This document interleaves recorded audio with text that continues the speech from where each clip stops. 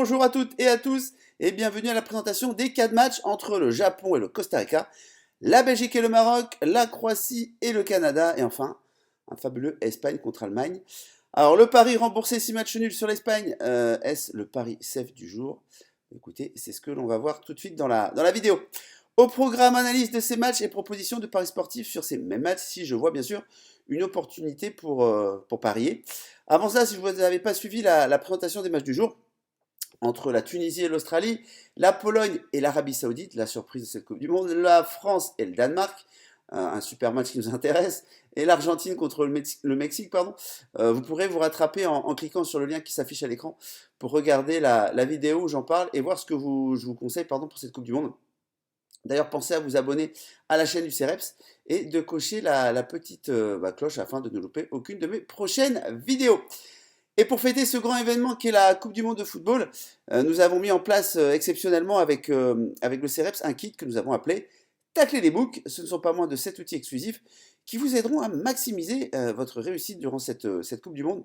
Alors comme par exemple le 7e outil qui permet d'améliorer sensiblement vos bénéfices en quelques secondes seulement et qui vous servira lors de cette Coupe du Monde et des différentes compétitions de football qui vont suivre. Allez, pour les plus curieux et les plus pressés d'entre vous, parce qu'il y en a sûrement, je vous invite à aller voir le lien en description sous cette vidéo. Vous ne serez pas déçus et en plus, c'est gratuit.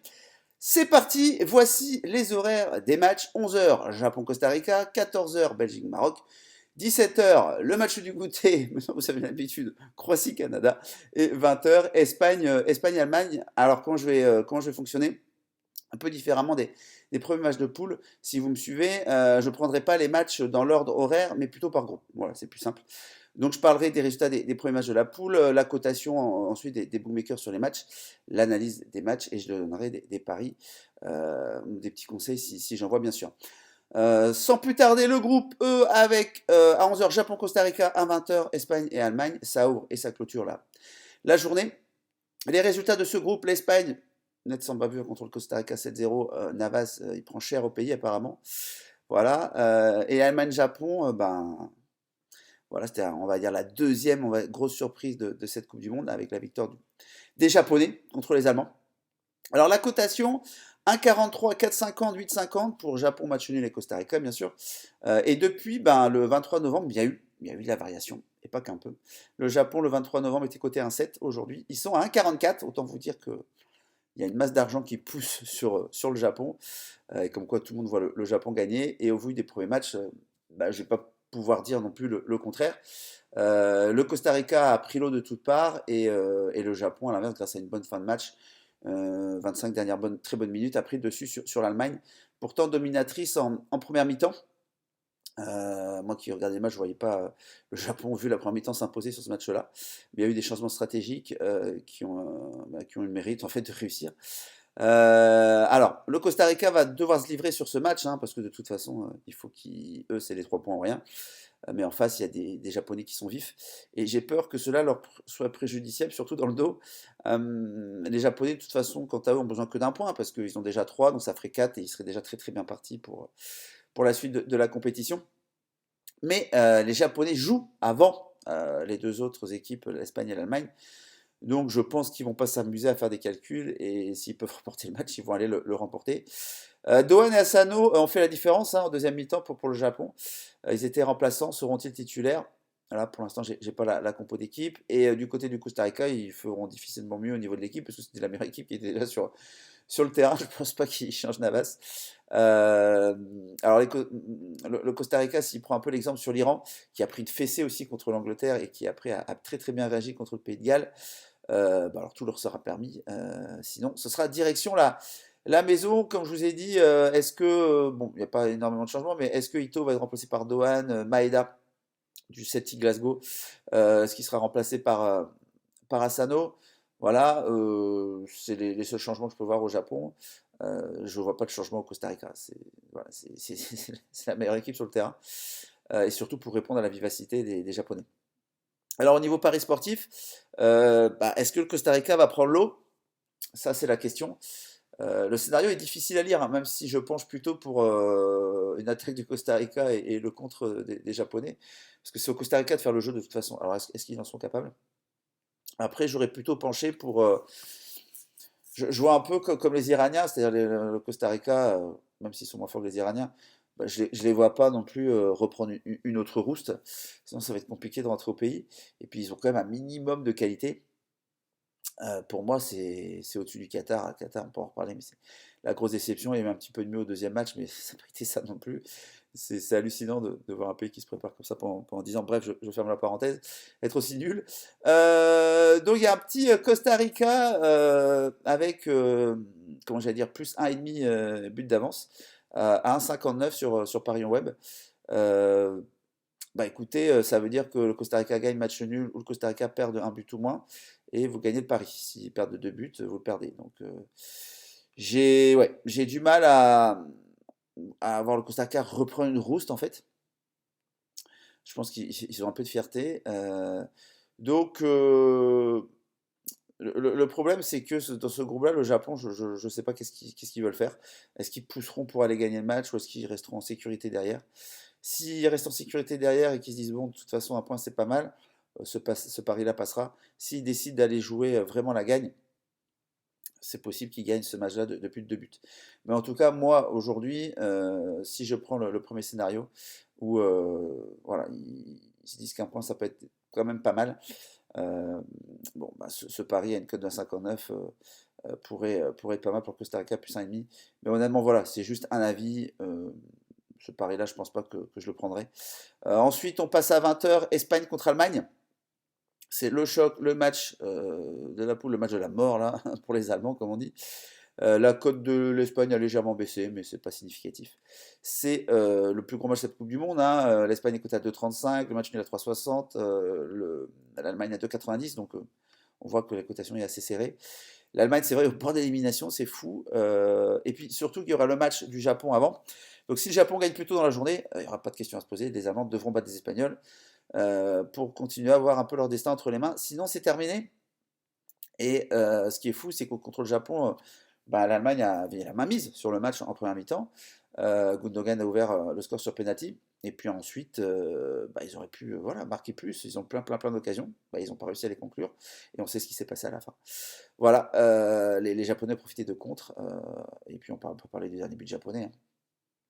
Le défenseur Scholl, que j'appelle Stabberg, il n'est pas irréprochable sur il était un peu dilettant, on va dire, sur cette action, qui a permis aux Japonais de gagner.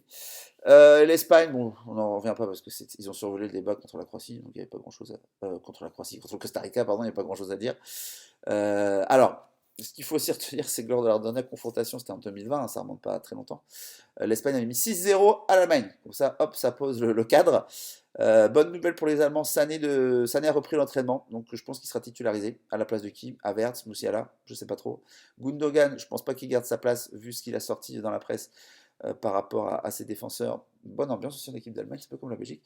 Goretzka, je pense qu'il peut venir dans l'effectif titulaire. L'Espagne, ça va pas trop bouger. Gavi, Busquets, Pedri, très costaud au milieu. Est-ce que Kimmich, Goretzka, tout ça pourront répondre? C'est possible parce que Kimmich est un joueur que j'apprécie aussi.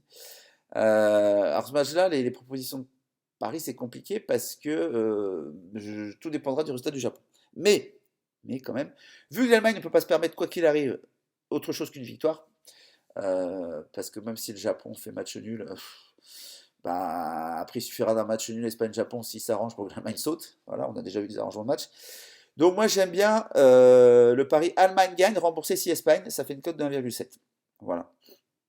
Donc je trouve ça sympa sur Paris en web, une cote de 1,7, voilà. Allemagne gagne, remboursé si c'est l'Espagne. Si un match nul, vous perdez le pari. Mais je pense que quoi qu'il arrive, les Allemands, le match nul ne va pas forcément leur convenir, donc ils font tout pour gagner ce match. Voilà. Et surtout si les Japonais gagnent. Alors si les Japonais font match nul, est-ce qu'ils se disent un point, on est encore en vie, après on va battre le Costa Rica, et si les Japonais perdent contre l'Espagne, ça se jouera au goal average. Alors après, il faut mettre une rousse. Il faut que toutes les équipes mettent une rousse au Costa Rica s'ils veulent avoir une chance de passer. Mais ce pari-là, j'aime bien. Voilà, j'aime bien parce que le match nul entre ces deux équipes-là, pour moi, qui conviendrait très très bien à l'Espagne. Mais vu que l'Allemagne va attaquer, ça va laisser des opportunités aux Espagnols. Donc on passe au groupe F maintenant avec 14h Belgique-Maroc, Croatie-Canada à 17h. Les résultats, c'était Belgique 1-0 contre le Canada, Croatie 1, Croatie c'était 0-0 pardon, contre le Maroc, je vais dire des bêtises. Donc le Belgique-Maroc. Alors les codes le 22 novembre étaient 1,61 pour la Belgique, aujourd'hui c'est à 2. Autant vous dire que la Belgique n'a pas beaucoup convaincu les parieurs et il y a plutôt d'argent qui allait sur le nul ou le Maroc. Et à juste titre, je pense. C'est pour dire que voilà, la Belgique, avec en plus la polémique KDB, Kevin De Bruyne, Alderweireld, bon, sont un peu pris la tête tous les deux. Parce que Kevin De Bruyne veut que l'équipe attaque plus et Alderweireld dit bah non, non, non, on est derrière, on reste, on défend, on va pas vous aider. Bon, c'est un peu le bazar. Pas très bonne ambiance, on va dire. Courtois a fait du Courtois, enfin, c'est pour moi le meilleur goal du monde, donc la Belgique a la chance de l'avoir. Mais ils ont quand même frôlé la correctionnelle, est-ce que ça leur servira de leçon? Point d'interrogation. Et le Maroc en face qui s'avance vers eux, avec un bagage technique pour moi supérieur au Canada, peut-être une vitesse un peu moindre, mais la technique elle est là. Bah, alors, est-ce que vu qu'il y a une vitesse un peu moindre, ça pourrait convenir à la défense belge? À voir. Mais pour moi, Carrasco, Hazard surtout, enfin, ils pourraient perdre leur place, hein. Voilà, De Bast, Trossard, Meunier, tout ça, ça peut. Même Dendoncker, pour moi, il n'est pas sûr qu'il soit là. Du côté des Marocains, bah, c'est l'interrogation Mazraoui, quoi. C'était quand même un élément important, une pièce essentielle. S'il n'est pas là, c'est Allah qui va le remplacer. C'est pas forcément le même niveau. Puis Ziyech, bah, écoutez, c'est lui qui va avoir les clés hein, du camion. Il sera à la baguette et la solution pourrait venir de lui. Donc, avec toujours, hein, ils ont comment j'allais dire, Bono que j'appelle, c'est Bounou, mais le Ghana du FC Séville qui fait toujours le taf en défense avec Hakimi, Aguerd, c'est costaud, hein, en défense aussi les Marocains. Je pense vraiment que le Maroc peut prendre au moins un point, honnêtement. Ça, il serait très content, voilà, pour avoir une finale contre le Canada après, ce qui sera un très très beau dénouement. Je vois pas la Belgique forcément marquer 2 buts ou plus, je les vois peut-être un but, peut-être zéro, mais 2 buts, ça va être compliqué. Comme je vous dis, c'est costaud le Maroc. Donc Belgique moins de 1,5 but à 1,65, j'aime bien. Ou sinon, le fameux égalité à 1,65 remboursé si Belgique gagne. Voilà, ce qui ferait. J'ai du mal aussi à voir le Maroc gagner parce que voilà, la Belgique, de toute façon, s'ils perdent 1-0 à 10 minutes de la fin, ils vont tout faire pour égaliser. Et puis, il y a de la qualité, hein. Notamment Kevin De Bruyne qui peut faire retourner le match à lui tout seul. Donc voilà, c'est les deux paris que j'aime bien. Après Croatie-Canada, le match du goûter. Bah là, pareil, même combat. Croatie, la cote était à 1,72, elle est montée à 2,1 depuis le 23 novembre. Bah, un peu comme les Belges, hein, les Croates n'ont pas vraiment convaincu, d'où l'augmentation de la cote. Alors, je pense plutôt que la Croatie a comme plus de certitude que les Belges. Ils ont perdu qu'une seule rencontre depuis l'Euro, et c'était face à l'Autriche. Et voilà, ils ont remporté le groupe de la Ligue des Nations, bah, devant nous et le Danemark, c'est costaud sur toutes les lignes. Et le Canada, bon, ils ont été très très virevoltants, ils ont fait un pressing sur la défense belge qui les a vraiment embêtés, qui est assez lente. Et ils ont baissé depuis en seconde mi-temps, ils auraient mérité largement un point. Donc Buchanan, leur attaquant qui joue à Bruges, s'il est un peu plus précis, bah, le score est différent. Jonathan David va falloir qu'il soit un peu plus incisif aussi devant. Et puis surtout les Canadiens, bah, est-ce que c'est dans ce match-là qu'ils pourraient marquer le premier but de leur histoire en Coupe du Monde? Ça reste à voir, mais bon, c'est costaud comme la défense croate avec Livakovic dans les buts, Lovren, Guardiol, défense centrale. Bon, voilà, c'est très costaud. Qu'est-ce que je vois sur ce match-là? J'imagine pas la Croatie perdre. Voilà, malgré le talent que peut avoir le Canada. Le milieu croate, c'est pas du tout le milieu belge, c'est un com plus technique avec Modric à la baguette. Et je pense pas qu'ils se fassent avoir au milieu de terrain. Si les Canadiens pressent haut, ils vont réussir à récupérer au milieu de terrain et aller vite devant, et ça peut faire mal aux Canadiens. Voilà, donc il y a un pari que j'aime bien, c'est Croatie rembourser 6 matchs nuls à 1,44. Bon, j'estime que c'est pas mal. J'estime que c'est pas mal. Alors les Croates, s'ils font match nul, ils ne sont pas éliminés, mais derrière, c'est les Belges. Donc il faudrait peut-être qu'ils pensent aussi à prendre 3 points. J'aime vraiment bien ce pari-là. Celui-là, je le prendrai sûrement. Croatie, match nul, si remboursé. Voilà, c'est à vous maintenant de me donner vos avis sur ces matchs-là. D'où peut venir la surprise pour vous? Quel pari vous pouvez ou vous pensez prendre?